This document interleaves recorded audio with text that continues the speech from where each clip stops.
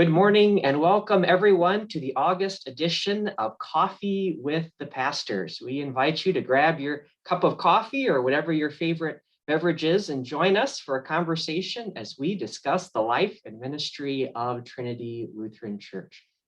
My name is Pastor Daniel Hanson, and I am joined by not one, but now two Pastor Dans. It's a joy to be with you this morning, Pastor Dan Gerrietts and Pastor Dan Dahl. How are you both doing this morning? Great. Wonderful.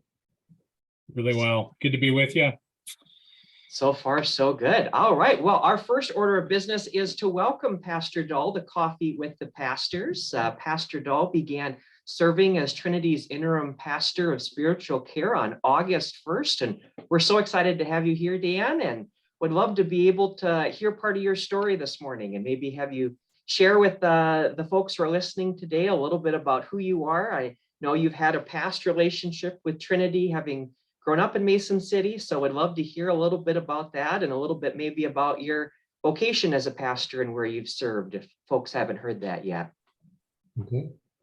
Well, thanks once again, Pastor Daniel and Pastor Dan.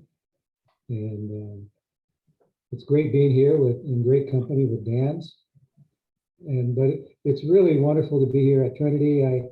To come here was a spiritual call. We had been here last October, Denise and I, and we came in and Pastor Kathy gave us a tour of the church, and Pastor Daniel and Pastor Dan were getting ready for worship and so forth, and then in comes Pastor Mogelson and he says, "Oh, are you folks the greeters?" And we actually felt very much at home, and it was wonderful to see all the renovations and behind the scenes kind of look, and the sacredness of this space is enhanced, and we felt very spiritual. And in the meantime, we had opportunities to receive calls as interim in Georgia or Tennessee or Alabama, but I just didn't sense that it was for us. And off I sent a spiritual inquiry to Pastor Dan Gerrietts, and that led to conversations and a conversation with the Bishop Jones and with the council, and here I am. The Holy Spirit has moved through it all to be here and been warmly welcomed by both of you and by the whole staff and by the congregation. Denise and I feel very much at home. Having grown up here, baptized here through Sunday school and confirmed here, ordained and commissioned here, there's a part of me that is filled with grace and faith and keeps on trucking. And because of all the good folks here and God working through the means of grace that I experienced right here at Trinity Lutheran Church. And then off we went to mission work in Brazil and had an opportunity to minister to 7 congregations in the 80s. Came back for a while to touch base and transitioned to a call to Florida, but we lived in May City. My daughter went off to Jefferson for a while. We were part of Trinity. And then off to Brazil again. Brazil didn't get out of my system. So went back to an international church for 9 years. And then back to the States again, in Georgia and Alabama, North Carolina, and having a great time with the Lord. And here we are. It is great to be with you. So your call with us, Dan, of course, is an interim call. And I know that was something that you, in your discernment here, was actually, you were interested in that kind of call here, that it be an interim call. Talk a little bit about your sense of call to the interim work here and kind of how you've experienced the Spirit leading you in that. Well, the gifts that I have certainly men weave very well with the interim, the call to pastor of spiritual care. Love being with people and love being with people in all moments of life. And it just seemed like the gifts, the strengths I have could fit very well with that. But of course, I needed to be called into that position. And so for this coming year, I will be here for, through July, and during that process, the congregation will enter a call process and to move with the called pastor for spiritual care. And in the meantime, I'll do my best to be a part of the staff and part of the congregation. But I am not the permanent guy, but the one that you will call will be that person. So I look forward to sharing the way that, as you allow me to do that in this interim position, to share what I envision, for Trinity and so forth. But again, Dan is my boss, and I just kind of go with what Dan chose the path for me to be on, and I also share leadership with Daniel and with the staff, and here I am. Wow, boss language. I don't know. Wow. That's Well, you are the senior pastor, and it's great. I've appreciated, your approach to this, sort of saying, you want to do a significant amount of time, a year at least, but are open to discerning what comes after that if the call process takes a little longer. As we all know, right. Call processes are unpredictable. Mhm. They often take longer than we expect. Mhm. I think, our leadership at Trinity has kind of expressed there's a sense that taking a little bit of time with this transition, following a very significant pastorate in Pastor Kathy's time, is going to be healthy and good for us. And I just think it's worth lifting up what a gift that is to our congregation and our community of faith, your openness to that and willingness to really relocate for a significant period of time, even though it's going to be ultimately a temporary. I think that's a remarkable thing and really a gift from God to us in this time. And it's been so fun for me to watch you immediately jump into visitation. I mean, you've seen so many people already and encouraged others and helped some others in their visitation ministry too. That's just been wonderful to see.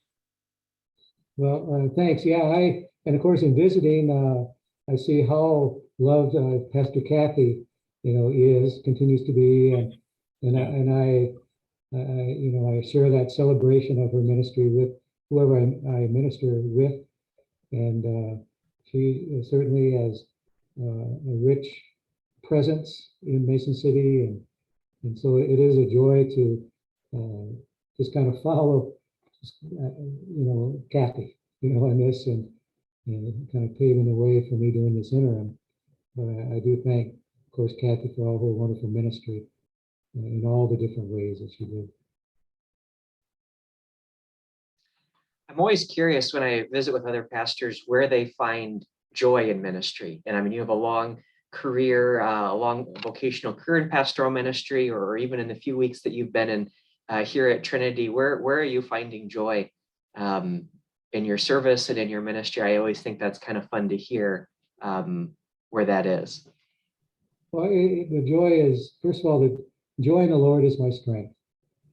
And so I know that the Lord Jesus Christ is with me each and every day, and that gives me joy. Just to stand up and be vertical and and go forward in the morning in life, and then be pleasantly surprised by the day. We don't always have a set. We know what we're going to do. We have people we're going to meet, but there's always wonderful surprises. I get a kick out of those. I get a kick out of going down the road less traveled and just enjoying the opportunities there, and not necessarily going that way. I always like to, if I were ever on GPS, I always recalculate the person, because I don't always go that straight way, and that's what gives me joy, to not be stuck in a pattern. And knowing that God will be with me wherever I go. But I love the connection with people, all ages, and it's just wonderful how that is, because Jesus has a way to work through us as ministers to reach people in all seasons of life, whatever age, and to be a strength or a joy or a motivator, cheerleader. And we just kind of change with that, knowing that God will give us the words to say. Hmm. You never have to be afraid. So the joy is, first of all, of course, Jesus Christ with me, and then Holy Spirit moving through me, and knowing that the day is going to be wonderful, especially with people, not with walls, blank walls. Well, maybe that's a good transition into some events that have been going on here at Trinity, specifically our senior summer luncheon, which we had a little while back here in August. And Pastor Dahl, you got to help lead that service, and we had a really great day. I think over 100 people was able to be here for the senior summer luncheon, had an awesome meal. And that was certainly a day where I experienced joy in the Lord of being together. For me, it was meeting a lot of new people who I'd never met before. But as we shared a few stories, Dan, I got to hear that you got to reconnect with a few people at that event that maybe you knew from your time growing up. I did. Yeah, first of all, thanks for your message too. I little by little, I'm getting to know all your wonderful gardening skills. And I love that story about the mice, and all that. That was good. But I really enjoyed that day. And of course, Sharon Langwood, she got everybody going, I guess, with adult ministries and so on. The music was great with Matt and Samantha and Betsy and Kim. And Samantha really had quite the singing. And then everything came together so well. But then the beginning when we shared with people and so on, and Becky, of course, helped us with communion, and that was wonderful to go up and down the aisles and giving communion to all these people. But I met new people, and I'll just mention a couple, because I had mentioned in my message that Janet Klein, we connected. She was the kindest customer on my Des Moines Register route. And Betty Golnick, who was my first grade teacher. And Dennis Brunswell came up to me and introduced himself. And he actually, in the late 60s, bought the house that my dad actually built. When he was 22 years old, came to this city. He didn't have built, he built it. And so he's been there ever since. He's part of our church, and of course, I'll want to go and see if my carvings are still in the basement, But I grew up in that house until junior in high school, where then our family grew so big that we had to move to a bigger house. So that was great, touching base with Dennis. And then Don and Doris Weber, my mom and dad, as dad was building the house, lived across the street from R.S. Weber Carpet Company. And they went over to buy some things there, and Don Weber's mother was talking to mom and dad. Hey, you have to meet my son and daughter-in-law, Don and Doris. And so that's evangelism, And they've been friends ever since. And we were friends with the family. So that's in the Lord, in the church, in the community, in the neighborhood. And so I met some of those wonderful people and others, and it was great. Yeah, it was a fun day. It was a fun day to be together. It was a fun day to meet new faces. It was a fun day. I think everybody hung around for a while afterwards, where nobody really wanted to go home, because after for many being apart so long, it was great to be together again. So certainly a day of joy. And I even got to have a connection story where someone came up to me who had been a member at Our Savior's in Osage for several decades. And so we got to chat about Our Savior. So it was a fun day of connection for me as well, to be able to share some stories and see how God connects our stories, even as we go in different directions, but still God's Holy Spirit gathers us together. So we're sorry that other Pastor Dan, that you missed out, because you were doing something important that week. You were in Iowa that week. Where were you the week of the summer luncheon? Yeah, I was in Columbus, Ohio for the ELCA Churchwide Assembly.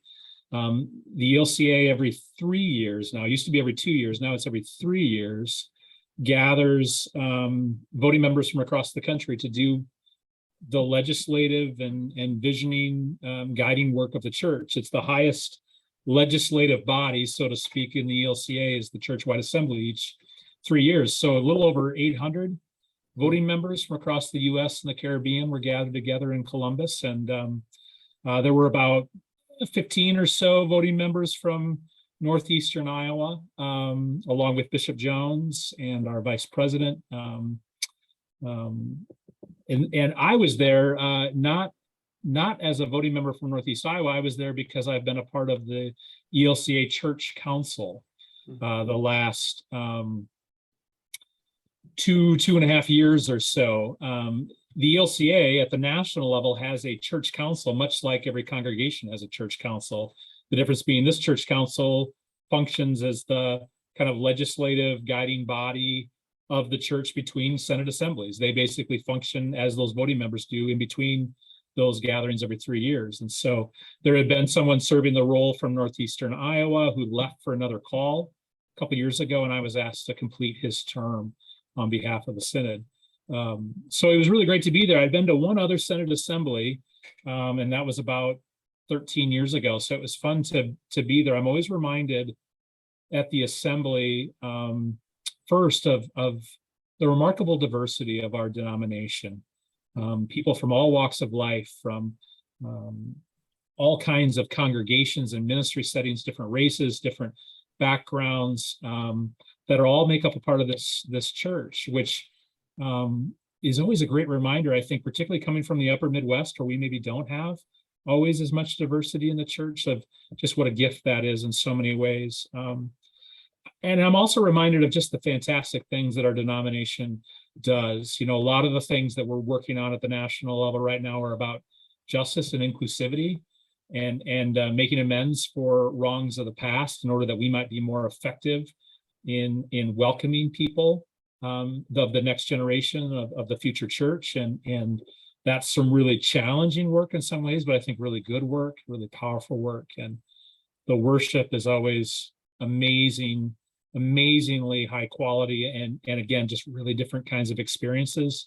And then just seeing people from across the church. If you've been to a Lutheran seminary, if you've ever gone to a Lutheran Bible camp or a Lutheran college, or even have been involved in the church beyond your own congregation, you inevitably meet and see people that you know at this kind of thing. So it has a little bit of that family reunion kind of feel too, even though it's like almost 1,000 people. So my time on church council has come to an end, and so that's done now.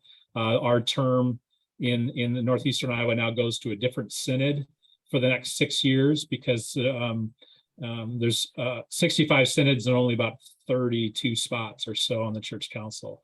But it was a real honor to be a part of that work and to kind of see how our national church continues to adapt and change to be a relevant, vital church in a new time.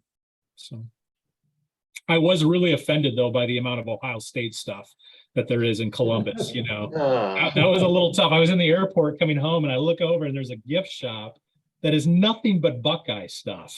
Oh, yeah. And I'm like, oh, how gross is that? But you know, Did you bring any Hawkeye gear, or assert some resistance in the midst of that, or just let it be? I didn't have any guts to take my Hawkeye polo with me there. You know, I thought it's probably kind of a lost cause. No, but I should have probably. Columbus is a big town. It was surprising to me. The size, it's the largest city in Ohio and the 14th largest city in the country. So I didn't realize that Columbus was it's becoming a major metropolitan area, which is kind of neat. And we have both an ELCA college and an ELCA seminary. Capital University and then Trinity Seminary are both in Columbus. So again, neat to see a different part of the wider church, this beautiful big church that we belong to. It's pretty cool. Awesome. Well, thanks I think it's worth saying thank you for your work on church council. That's a lot of things that a lot of work unseen by others that the ELCA Church Council does. So that's a big deal to have representation from this synod. So thank you for your work in that, and what a joy to be able to have an inside view of our togetherness as church, that we're not just a single congregation here in Mason City, but and we're not just a single synod here in Northeast Iowa. We are God's people from across the United States and across the Caribbean as well, gathered together. And so the next one I think I saw would be in Phoenix. So So if usually there's some delegates from the synod. So if you like Phoenix, maybe you can think about God's call to take you to the desert. And Yeah, Phoenix in August. ooh, even better. That's see now maybe why not do that in February, right? We could strategically plan this to say at least for us Northerners that maybe the assembly would be better served in the wintertime. But I imagine the flights and the hotels will be pretty cheap in August.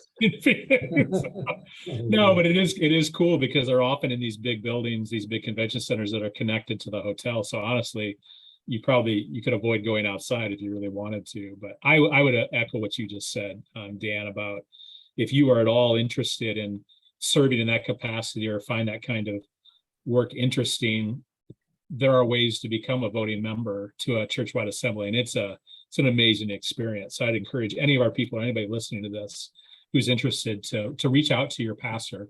You do need to be a member in an ELCA church, but reach out to your pastor and ask about how you might become a voting member. I think that's really great. Awesome. There's some big things going on this past month, but now as I think today's the first day of school, or at least the first day of high school. And so we're now already transitioning from summer mode into fall mode, which mentally I'm not ready for that yet, but I don't think the fall cares about that. It's going to come anyway. But in the midst of that, I think there's some really exciting things coming up here at Trinity that we're excited to be thinking about and starting in our fall programming. And that starts with Rally Sunday, which is coming up on September 11th. And Dan Dahl and I are brand new, so we're trying to figure out what's going to go on that day. So maybe you could share a little bit about what's Rally Sunday all about here at Trinity, and how is that going to lead into some other programming that we're excited to begin this fall. Yeah, Rally Sunday weekend really represents a couple of things for us. It's the end of the summer worship schedule, right? So we move inside that morning. This year in particular, as we've been lifting up, hopefully people have been hearing, we are going to have a different schedule this fall than what we have had in past falls. We're going to actually stick with 2 services on Sunday morning, 9 o'clock and 10:30, beginning on that September 11th day. And the 9 o'clock service will be our traditional service. The 10:30 service will be our contemporary service. And Sunday school will start at 9:15 and run to 10:15.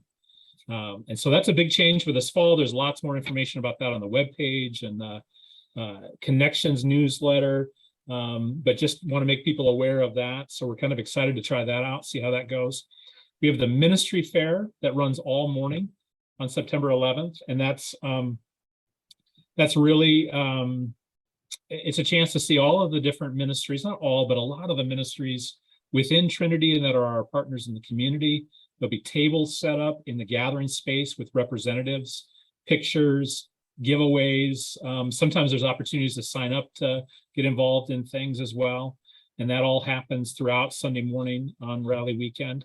And this year, I think we are also going to have some large group Sunday school stuff. In the past, we've sometimes done like an open house for Sunday school where you can go up and check out your room and whatnot. But I think this year they're going to actually have some programming for kids that morning, albeit a little bit different from the regular Sunday school routine that'll happen the following week. So those are some of the things that are going on that day. It's always a fun kind of restart to a new season of worship, and really the kickoff to some of the other programming like Wednesday Not Alive, which we can talk about too. So you want me to jump into that? Yeah, why don't you jump into that?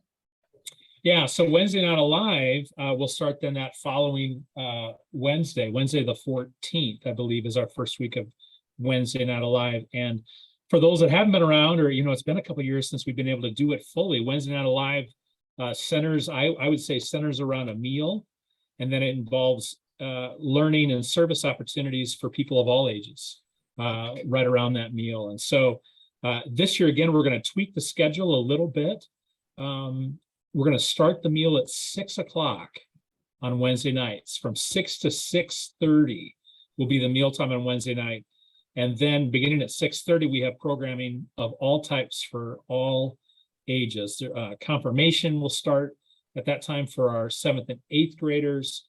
We'll have adult program offerings, including a a class on prayer, which maybe Dan could talk about a little bit, and then stuff for kids as well going on. So just an awesome evening of activities. People can come. You don't need to sign up.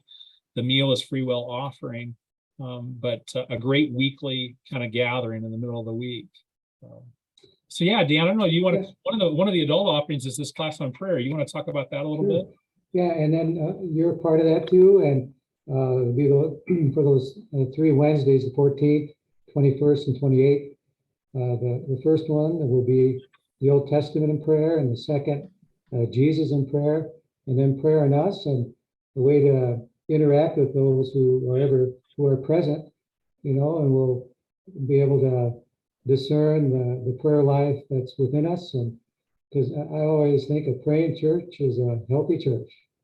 And so this will give us ingredients to continue building our roots in prayer.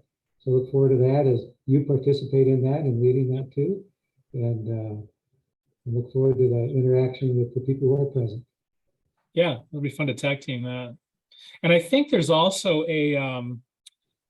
some work being done on perhaps some stuff around parenting and strengthening families too. And I don't know if all those details are quite solidified, if they're ready for publication, but I know there's some talk around that too, right? Yeah, we're exploring some options about specifically maybe working with parents of confirmation students and thinking about ways to empower and support them. But yeah, we're still working on those plans. So see where those lead. But I'm pretty excited. I admit the first time I saw the initials WNA, I had no idea what they meant. I had to get the Trinity translation Wednesday Night Alive, but that's what that was all about. But it's been really exciting to hear about all the things that are going to be going on. And one thing I am really excited about is I lament that there are few places anymore where multi-generations gather at the same time. And I think church is one of the last places that does that. And that's one thing I'm really excited about for Wednesday Night Alive, is imagining the generations of the church gathering together. And yeah, we go our separate directions for different programs and different things, but having this chance to share a meal together, share fellowship time together, and then, be able to learn in Christ together in our different program areas, spend time together. So I'm excited to see the church building alive with folks, whether they're coming in from the community to have a meal, whether they're coming for Bible study, whatever the pull is of the Spirit, to a chance to be together and and grow in faith. Well, I think one of the things we learned last year, we did some Wednesday Night Alive style adult education. And last year was still kind of weird with where we were at with COVID and people's sense of safety around gatherings. So we designed stuff to be done in person and online, which was kind of a neat new way of looking at it. But I think one of the things that we realized as we came into the spring and things really began to open up and it felt a little bit safer to gather, was that meal is really important on Wednesday nights for, I think, exactly what you're talking about, Daniel, that idea of coming together as multiple generations and people of different walks of life. One of my favorite things about Wednesday Night Live before the pandemic was that we would always have both members and non-members, and people that were there for programming and people that were just coming for the meal, because they just like to be in a room and eat with other people. And the meals are really good, I think, as part of it too. And so I think we realized if we're really going to bring Wednesday Night Live back in a full way, we needed to make sure that the meal was there. And some of that is, again, rebuilding our volunteer teams and finding those folks that are called to serve in that way. And that's one of the reasons we've shifted the time back a little bit. One is to make it easier on families and kids that are participating in programming to be there, to have a chance to eat together as a family, because school activities can bleed into the 5 o'clock hour, certainly. But the other reason we moved it back, honestly, was for our volunteers, that for all of our folks who are working, it's a lot easier for them to come and be a part of a meal serving team if it's a little bit later. So I know that's a change from the pre-COVID times when we started, I think, at 5:15. But just so folks know, like, why did they move it back? That's one of the reasons that we did that, is we wanted to make it a little bit easier for all people to be a part of the meal. Awesome. So September 14th, mark your calendars. Come be a part of it. We're excited to have the church building be alive with folks and alive with the Spirit as we gather together. So So check, there'll be more details coming out in the connection and in the bulletin and some things as plans get finalized, but fun things coming around the corner. So stay tuned. Stay tuned for that. Good. Well, I have a question that I have been wondering since, before time existed, I will say. So this is a deep question that may not relate to the mission of the church or the mission of Trinity. But I've noticed, and a few other people have noticed, that we share the same name. What? And what a great name to share. What the joy of the Lord, of the unity in a name. I don't know if that's anything. But There you go.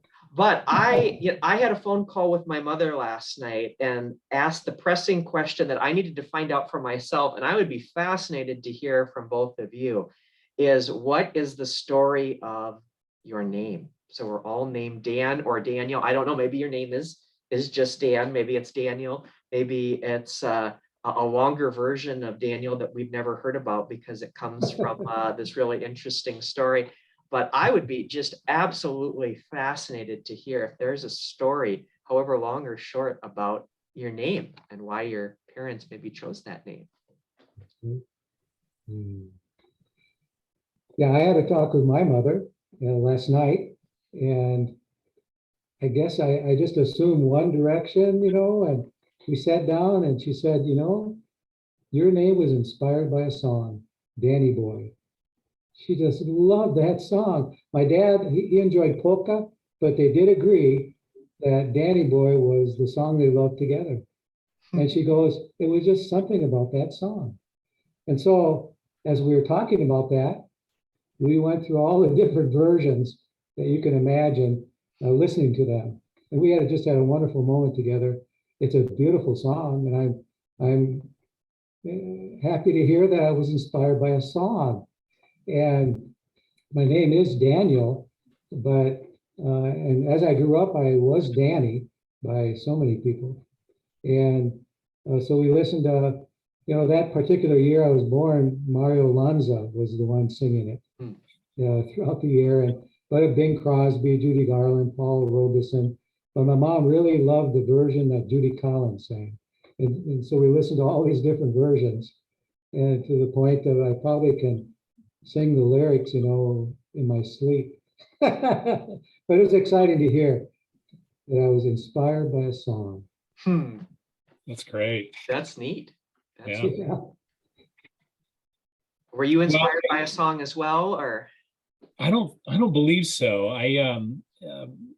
In my family, for at least the last three generations, all of the Gerrietts men were named a first name that started with a D, the middle name of William, and then Gerrietts. So we're all DWGs, going back to my great grandfather, who was William Gerrietts. So then my grandfather was Delmer William Gerrietts, which is not a name that you hear very often anymore. My father is Daryl William Gerrietts. So it was decided that I needed to be a D name.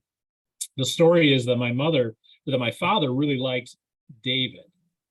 He wanted me to be David William Gerrietts, but my mother was a teacher, or had been a teacher at the time that I was born, and she had a student that was named David that she didn't appreciate, let's say. and because of that, David was vetoed. And so then they went on to another good D Old Testament name with Daniel. And so I am a Daniel William Gerrietts as well. And that's my name story. So I was a second choice, at least for my father. Ranked choice voting, Daniel superseded David. Yeah, so that's right. Great. Great. I was a Danny as a kid growing up until about 8th grade. And then I think it was in the 8th grade that I decided I was no longer going to be Danny. Right, it sounded too kid-like. And so then I became Dan. Right. But as some Trinity members know, there are certain people in my life that still call me Danny, including my older sister, Ann, who was here a number of years ago doing some building consulting work when she was with Mission Investment Fund. And I remember at the time the council just about broke into laughter the first time that she referred to me as she was talking with them about Danny. They thought that was hilarious. Yeah. But yeah, no. So Good deal. Good deal. Well, I learned a few things in my conversation with my mother last night.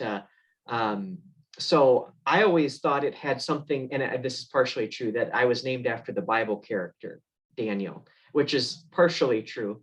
But there was a longer story behind how we got to that, where I have two sisters, two older sisters, Katie and Kristen. And my mother said, they were thinking about doing, keeping the same letter. So all the children had the same first letter for their name. But as they got down to K names for boys, they couldn't find any that they liked. So that's when Mom pulled her veto that, it was not going to be a K name. It was going to be a different name. So similar to your story, Dan, she decided they wanted to continue the initials of my dad, which it doesn't quite go back that far, but his middle name is Wayne, so DW. He's named after his father, Wayne, and so he's Dennis Wayne Hanson. And so she decided that K wasn't going to do it, so we needed a D name. And she always liked the character of Daniel in the Lion's Den, which was always one of my favorite stories. I don't know if that was one of your favorite stories growing up, as he was kind of a hero who trusted in God. And honestly, I just like the lions part of the story. That was my favorite part because I love animals. I was like, oh, they didn't need him. This is awesome. And Lion King came out when I was in elementary school. So there was this subconscious connection to Simba, being in there.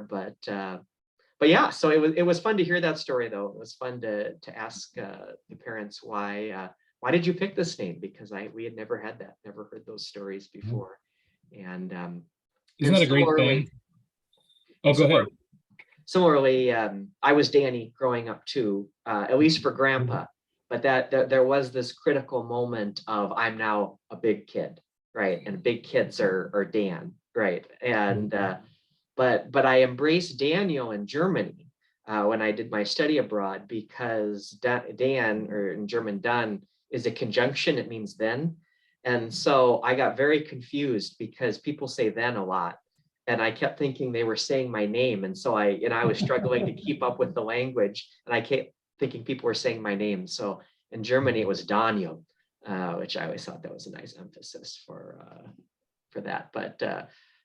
But interesting to hear the different iterations and how our names change through different times, maybe, and embrace different understandings of names. But I thought it was really interesting, just the chance to be able to talk with anybody that knew, whether you're blessed enough to have a parent still alive that you can ask, or even another family member that may know the story.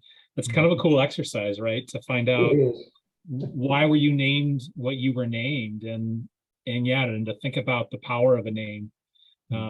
There's been research, right, done on this, the Freakonomics stuff that came out about a decade or two ago that talked about the power of names. And I think about that in terms of our baptismal identity too, right?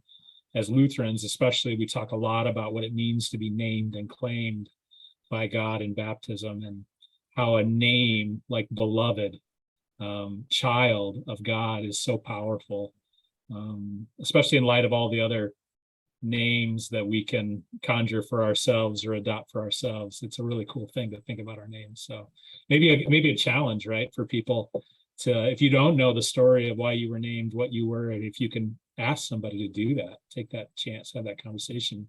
I love what you said, Dan, about the experience you got to have with your mom because you had this question. It was nice. Well, maybe if you have a cool story around your name, if you want to share it in the comments, we could have some fun stories shared about if you know the story of your name, or as you say, it could be a challenge to find out, do a little research. Maybe it's a family name, maybe there's another story there. But yeah, as you said, our most important name is what God names us, child of God. And we can claim that identity in our baptisms today. So awesome. Good. Well, anything else for the good of the cause today, fellow Dans? It's just good to be with both of you. I'm just so grateful for always the opportunity to be team in ministry, not just with our pastoral staff, but with our whole team and with all of our people. I think that's one of the beautiful things right now of being in this particular ministry setting, is to think about the ways we get to partner together as people, and I'm grateful for both of you. So Thanks for your openness for that. Likewise. Yeah. Well, thanks everyone for joining us today. We'll be back next month, but until then, may God's love surround you, and we will see you next time. Have a great one.